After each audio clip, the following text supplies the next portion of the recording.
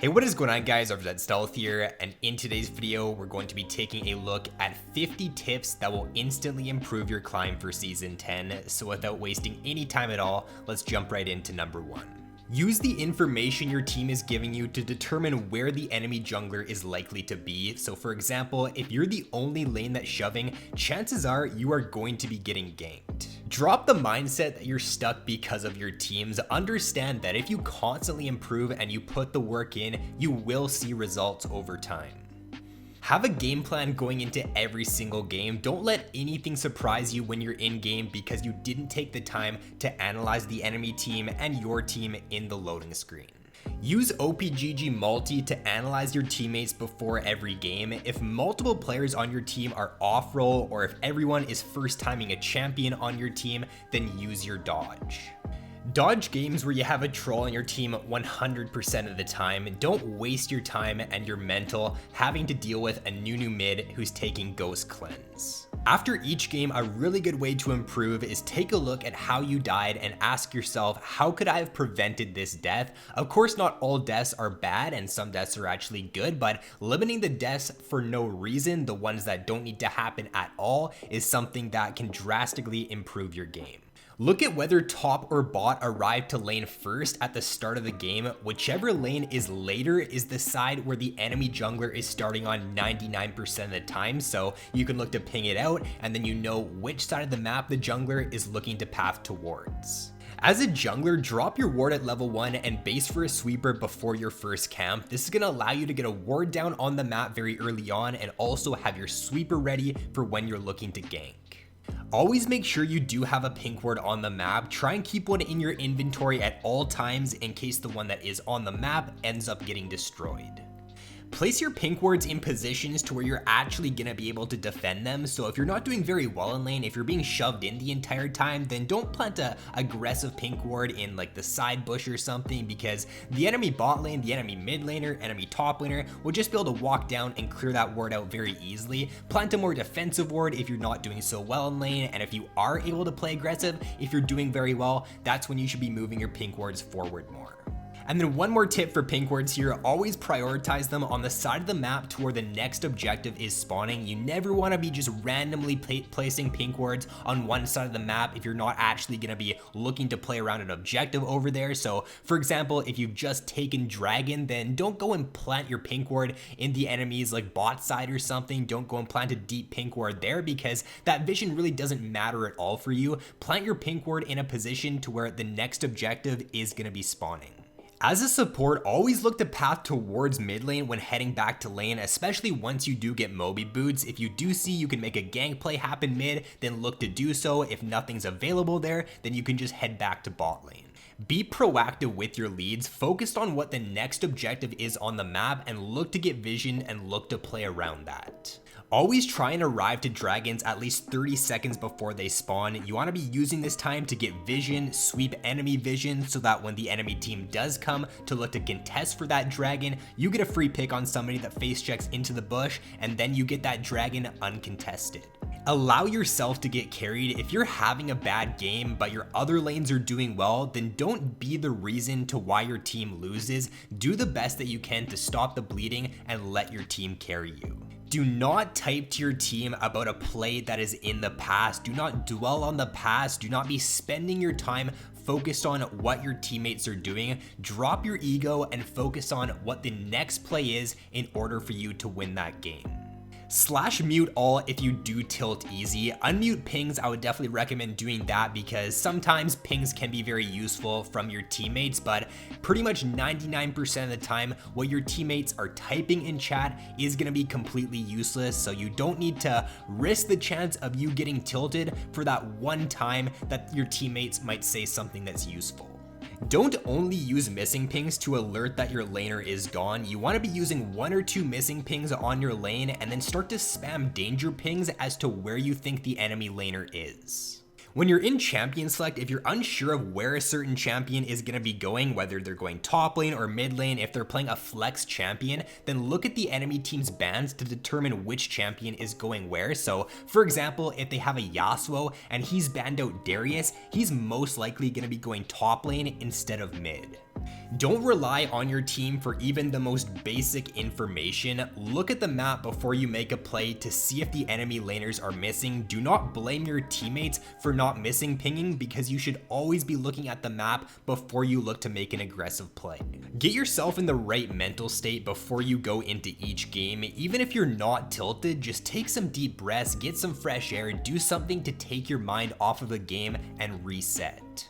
If you have the ability to do so, if you're shoving out in lane, if you have the priority, roam over and shadow your jungler as he takes the scuttle crab. At the very worst, you're just going to get the scuttle crab for free and the enemy jungler isn't going to show up. At the very best, the enemy jungler is going to walk right through the river. You're going to be there to pick him off as he tries to fight your jungler, and you're going to find yourself getting a very easy first blood.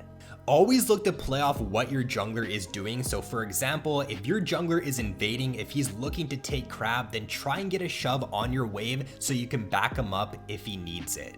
This also goes for when you're playing jungle, so as a jungler, you need to pay attention to your lane states. If your laner is under tower, if he doesn't have the ability to roam, but you want to make an invade play, you probably shouldn't be making that invade play, and you shouldn't be like fighting the enemy jungler for scuttle crab. So before you make an aggressive play as a jungler, look at your lane states.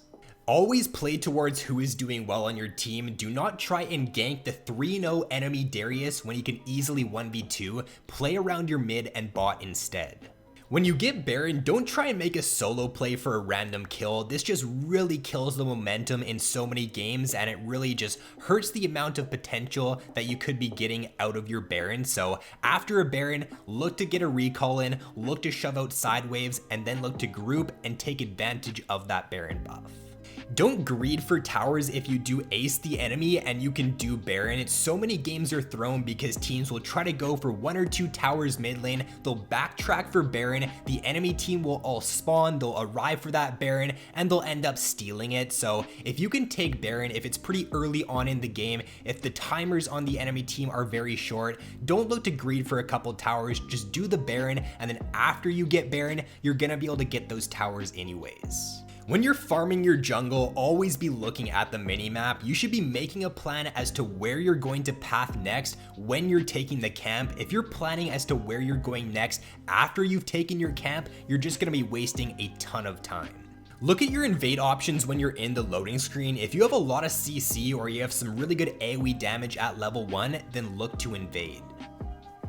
Stop trying to force the same play over and over if it's not working. If you've been team fighting for the entire game and you lost every single team fight, then look at your options. If you do have some good split pushing champions on your team, say you got a Fiora in the top lane and Echo in the mid lane, then look to play a 1-3-1. Look to have those champions go to the side lane and then your bot lane and your jungle stay around mid. You don't want to be forcing the same thing every single time if it's not working for you.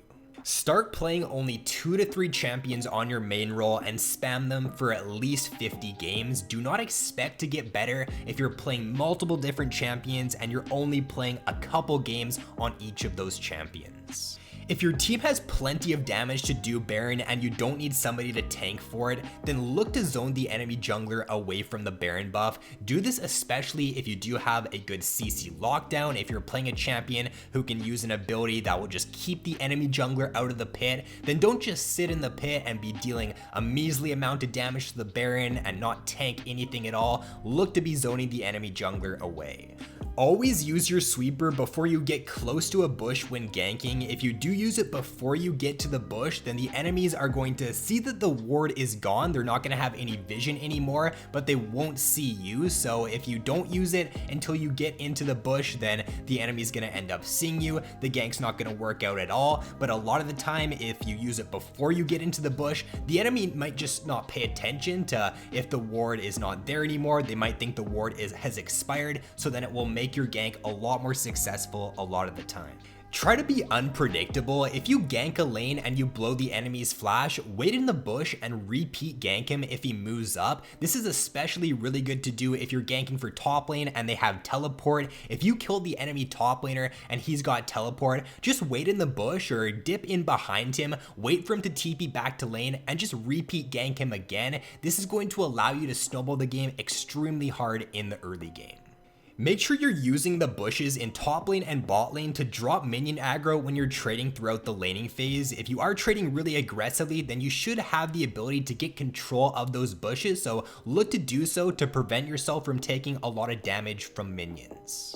Don't only be buying elixirs when your item slots are full. If you can end the game on the next push, then look to buy an elixir to give you the maximum amount of power. So many players only buy elixirs if their item slots are completely filled up, but that's not how you should be doing it a lot of the time.